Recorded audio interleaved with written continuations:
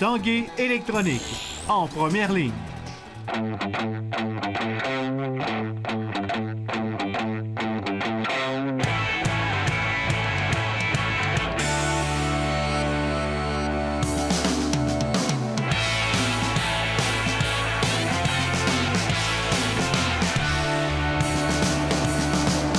À tous, un bon début de semaine. Bienvenue à l'Esprit sportif. Dans l'émission, un peu plus tard, on vous parle de cette victoire convaincante du club de football rouge et or sur le vert et or hier. Mais d'abord, on parle tennis. C'était la Coupe Banque nationale, 24e édition, qui couronnait une nouvelle championne hier. On parlera de cette édition, du bilan en compagnie du directeur Pierre-Luc Tessier. Mais d'abord, parlons de cette victoire de la jeune Française Océane Odin, qui est devenue la nouvelle championne de la Coupe Banque nationale.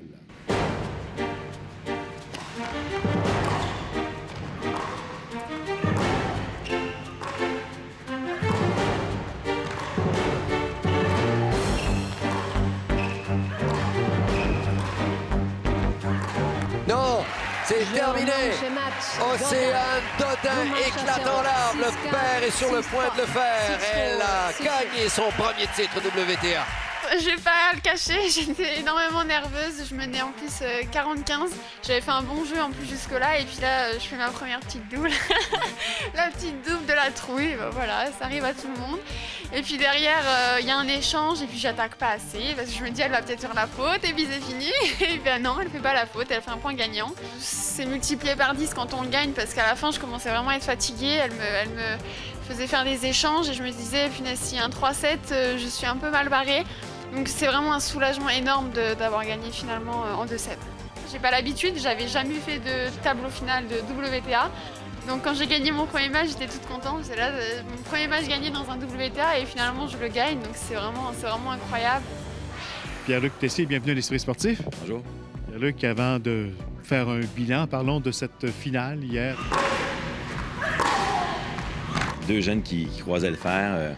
Je pense que pour les deux, c'était une première finale, je ne me trompe pas. Puis c'était une super belle finale, un spectacle incroyable. Les joueurs ont bien joué. Puis, comme on a dit à plusieurs reprises, c'était une finale où il y avait beaucoup de coups gagnants et non beaucoup d'erreurs. Donc c'était un super bon spectacle. Cette 24e édition a été marquée par la présence d'Eugénie Bouchard. C'était votre tête de série numéro 1. Mercredi, une première salle comble de l'histoire, je crois, c'est ça? Ça avait bien débuté. Oui, c'était un mercredi absolument incroyable. Deuxième fois que le Pepsi remplissait la salle. La dernière fois, c'est les Harlem Globetrotters qui ont rempli la salle. Donc, première fois au tennis qu'on remplissait. Et je me souviens, ce soir-là, ça a été un petit peu rock'n'roll, mais tout le monde était bien assis à sa place pour le début du match. Ça a été super bien. Une soirée extraordinaire, c'est sûr. Quand c'est plein ici, l'ambiance est incroyable.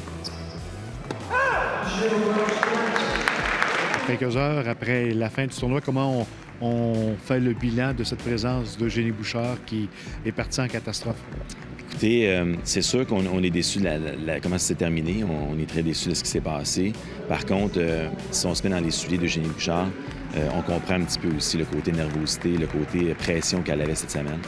Des fois, la nervosité, la pression, chez certaines personnes, ça se démontre de façon différente. Puis dans son cas, je pense que ça se démontre en posant des gestes nerveux, en ayant des réactions très nerveuses. Je pense que c'est tout de même un passage positif qui se termine un peu mal.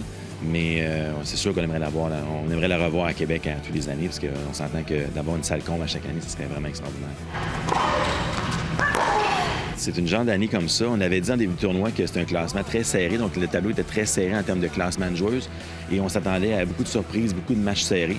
Je pense que j'ai compté, je ne me trompe pas, 14 matchs en 3-7 à partir de lundi dans le tableau principal. C'est énorme.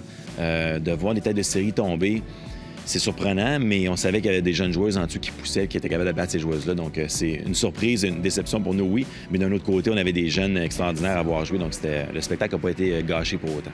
Fait quitter les gens ou si on les garde là. C'était une grosse semaine, un gros 2 semaines pour toi. C'était ta première année officiellement comme directeur du tournoi.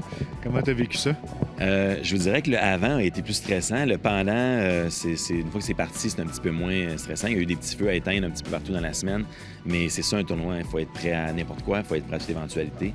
Puis de toute façon, l'équipe que j'ai derrière de moi, qui a travaillé excessivement fort cette semaine-là, fait en sorte de rassurer le directeur de tournoi, parce que j'ai une équipe, je sais que j'ai entièrement confiance en eux, puis ils font un travail super. Puis pour les gens qui auraient passé la semaine avec eux, il y en a certains qui n'auraient pas été capables de suivre le rythme que ces gens-là avaient cette semaine. Donc, un gros chapeau à mon équipe, c'est sûr et certain.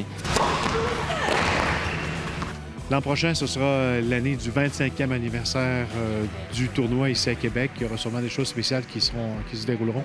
C'est sûr, 25 ans, on doit fêter ça. On doit être, d'après moi, on doit être à peu près 5 tournois dans le monde. Ça fait 25 ans qu'ils sont dans la même ville, presque au même endroit, mais vraiment dans la même ville. Donc, pour nous, 25 ans, ça va être super spécial. Avec le retour d'Eugénie? Écoutez, c'est sûr qu'on va lui demander de revenir. Si elle veut venir, tant mieux. Sinon, écoutez, on va avoir d'autres joueuses comme Abanda. On espère avoir Andriescu l'année prochaine, qui est une joueuse canadienne, une jeune canadienne montante, que j'aimerais que les gens découvrent ici à Québec. Donc, si Eugénie veut revenir, on va la prendre à bras ouverts, c'est sûr. Mais sinon, bien, écoutez, on va aller chercher d'autres joueuses. On va s'assurer d'avoir un spectacle très intéressant encore pour les gens de Québec. Ça va être un rendez-vous à pas manquer. C'est Pierre-Luc, félicitations. Merci beaucoup. Après la pause, la victoire plus que convaincante du club de football Rouge et Or.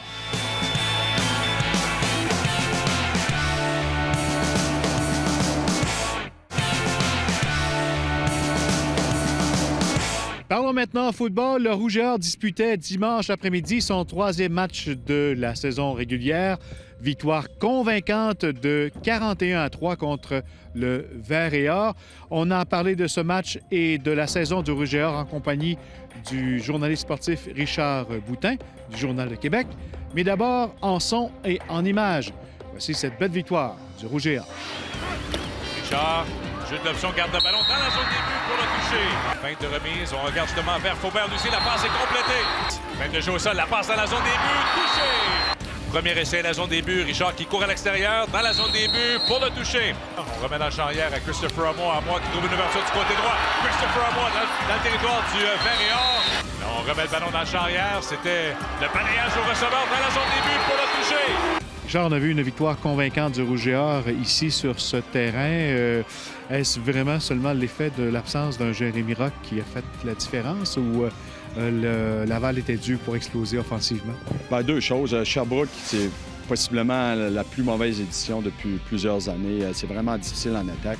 On a vu 3 premiers essais en première demi. C'est vraiment difficile en attaque, autant par la passe que le jeu au sol. À la ligne de 35, alors ce sera un gain de 2 verges seulement. D'un autre côté, Laval a très bien joué défensivement.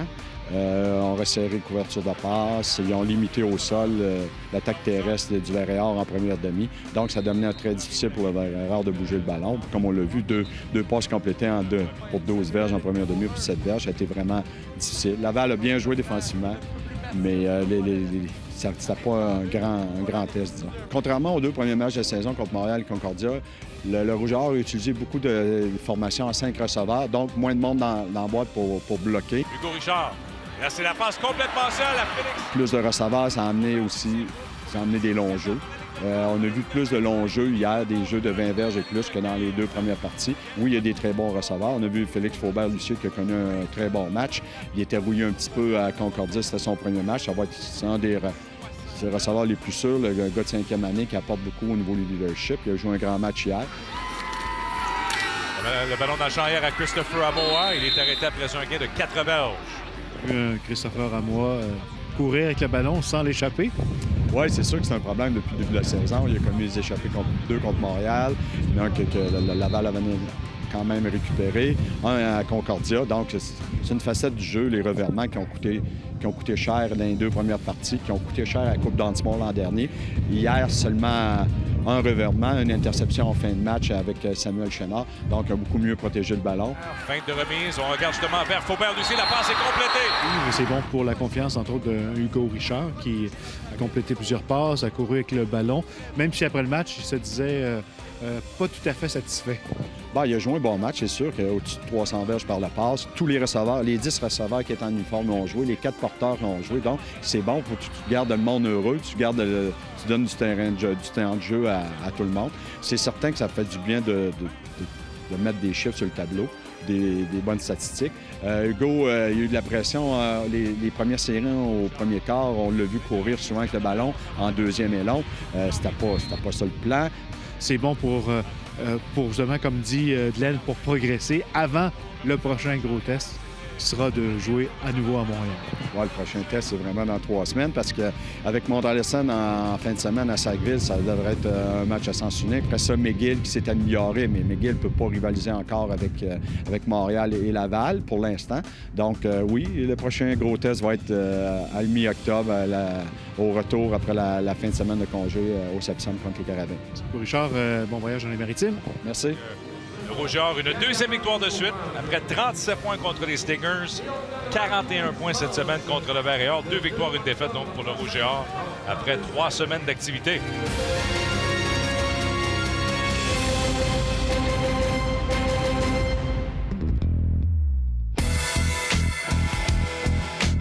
De la grande visite pour les amateurs de hockey hier à Québec. Le nouveau venu avec les Canadiens de Montréal, Alexander Radulov, a participé à une séance d'autographes. Une centaine de fans se sont déplacés pour voir leur idole. L'ancien joueur des Remparts n'avait pas remis les pieds dans la capitale depuis 2008.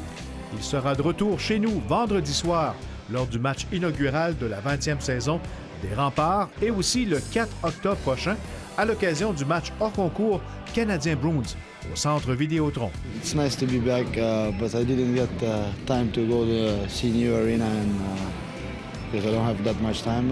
But I'll be here in 20 when they celebrate the 20 years old for Rempart. So it's nice. It's good to be here to see fans, to see friends. Et en course automobile, Raphaël Lessard, 15 ans seulement, vient tout juste de creuser son avance au championnat des conducteurs grâce à sa 3e victoire en carrière dans la série Cars Super Late Model Tour. Le pilote de Saint-Joseph-de-Beauce s'illustrait sur le circuit de Myrtle Beach Speedway hier. Il s'agissait de la 8e épreuve d'un calendrier de 10 courses.